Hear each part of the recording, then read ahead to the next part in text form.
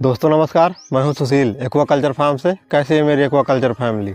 तो दोस्तों आज की इस वीडियो में मैं बात करने वाला हूं मरल फार्मिंग के बारे में, या हम अपनी भाषा में इसे सॉल भी बोलते हैं, या कहीं कहीं पर इसे स्नैक हेड भी बोला जाता है। तो दोस्तों इसके लिए कैसा तालाब होना चाहिए और तालाब की तैयारी कैसी होनी चाहिए और कितना सीड स्टॉक करना चाहिए और क्या इसका फीड मैनेजमेंट रहेगा और आप इसे छोटे से छोटे तालाब में कितना प्रोडक्शन ले सकते हो और इसकी बीमारी के बारे में मैं बात करूंगा।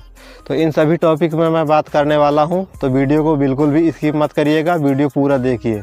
अगर आप चैनल पर नए हैं तो सब्सक्राइब करिए। तो चलिए वीडियो को शुरू करते हैं।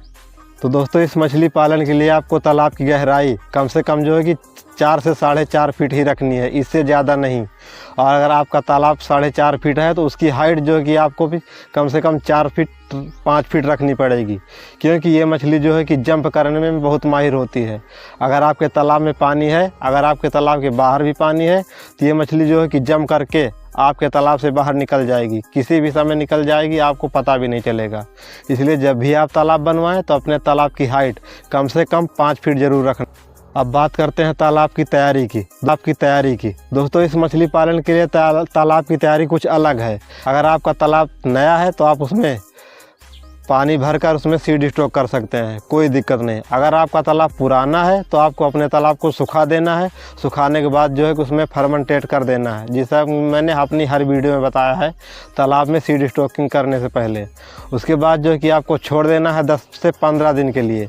उसके बाद जो है कि इसमें कुछ ना कुछ एक्वाटिक प्लांट उग जाएँ तो उसके बाद जो है कि आपको पानी भरना है, क्योंकि ये मछली जो है कि छुपने में भी बहुत माहिर होती है। इसलिए अगर आप सिंगल कल्चर कर रहे हैं इस मछली का तो अपने तालाब में जो है कि एक्वाटिक प्लांट जरूर उग जाने दें।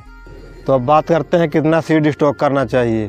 तो दोस्तों इस मछली को जो है कि आप अगर सिंगल कल्चर कर रहे हैं तो आप इसे हाई स्टॉकिंग डेंसिटी में भी पाल सकते हैं। इसमें मैक्सिमम आपको पर एकड़ 15 से 18 हज़ार सीड स्टॉक करना पड़ेगा, वो भी 4 से 5 इंच के सीड जो है कि आपको सेम साइज के स्टॉक करना है, वरना छोट बड़े सीड आप स्टॉक करेंगे तो ये मछली जो है कि कार्निवोरस मछली होती है, ये अपने साथी को भी खा जाती है यदि इसे समय पर भोजन न दिया जाए। तो सीड स्टॉकिंग करने से पहले आपको इस बात का ध्यान जरूर रखना है, जब भी आप हेचरी पर सीड खरीदने जाएं आपको डिसाइड करना पड़ेगा कि आप फीड पर पालना चाहते हैं या उसे लाइव फिश फीड पर पालना चाहते हैं।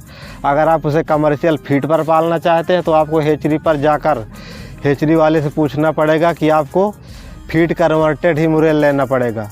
नहीं आप लाइव फिश वाला मुरेल लेंगे तो आपको जो है कि कमर्शियल फीड वो खाएगा नहीं, इसलिए आपको काफ़ी जो है कि नुकसान हो सकता है। अगर आप इसे लाइव फिश फीड पर पालना चाहते हैं तो आपको अपने तालाब में जो है कि कुछ चीतल और कुछ तिलापिया का सीड स्टॉक करना पड़ेगा, वो भी बड़े साइज का। अगर आप चीतल और तिलापिया सीड स्टॉक कर देते हैं तो उसके कम से कम आपको 1 महीने बाद ही अपने तालाब में इस मुरेल का सीड स्टॉक करना पड़ेगा। 1 महीने में जो है कि अपने तालाब में वो काफ़ी संख्या में छोटे छोटे जो है कि बच्चे जो है कि अपने तालाब में जो है कि पैदा कर देते हैं, जिससे इनको फीड में जो है कि बचत होती है। आपको इसकी फीडिंग की बात करें तो कम से कम आपको 32 से 35% वाला ही प्रोटीन वाला फीड इसको खिलाना पड़ेगा। जैसे जैसे आपका साइज इसका इंक्रीज हो जाता है तो आप इसे अपने फीड में जो है कि प्रोटीन कंटेंट कम कर सकते हो, लेकिन शुरुआत में जो है कि आपको 32 से 35% वाला ही प्रोटीन इसे देना पड़ेगा, वरना इसका जो है कि ग्रोथ उस तरह से नहीं होगा। इसके प्रोडक्शन की बात करें तो आप मैक्सिमम 1000 स्क्वायर फीट में आप इसे 4 से 5 कुंटल का प्रोडक्शन ले सकते हो 6-7 महीनों में। ये मछली जो है कि 6-7 महीनों में अगर आपका फीड मैनेजमेंट सही है तो ये कम से कम 700 से 900 ग्राम के प्लस आराम से हो जाती है।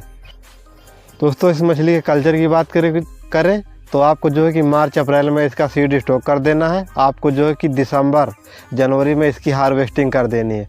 उस टाइम जो है कि इस मछली का बहुत डिमांड होता है और उस समय आपको अच्छा खासा प्राइस भी मिलेगा।